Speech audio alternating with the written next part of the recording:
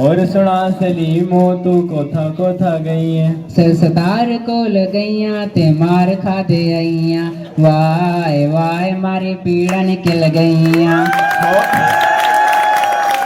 और सुना सलीमो तू कोथा कोथा गई है। सरनईम कोल गईया ते फीसा गिन दी रहीया, वाय वाय मैं तो फीसा पूरे करें दी रहीया।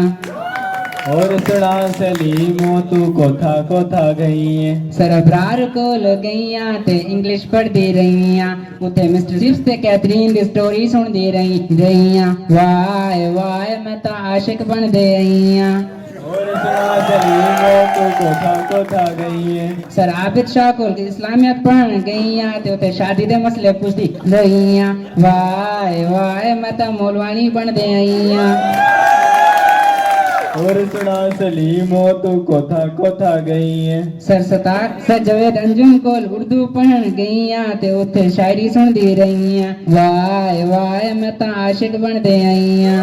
और सुना सलीमो तू कोथा कोथा गई है। सर आबिद कोल बायो पढ़न गईया ते उते या सुन दी रहीया, पढ़ गिन मरे बोर्ड मरे पढ़ गिन।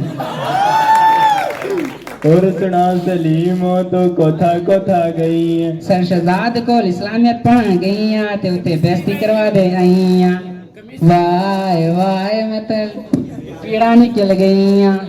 और सुना सलीमो तू कोथा कोथा गई है। सर फैसल कोल फिजिक्स पढ़न गईया ते उते असाइनमेंट बना दी रहीया, वाय वाय मैं तो असाइनमेंट बना दी मर गईया। और सुना सलीमो तू कोथा कोथा गई है।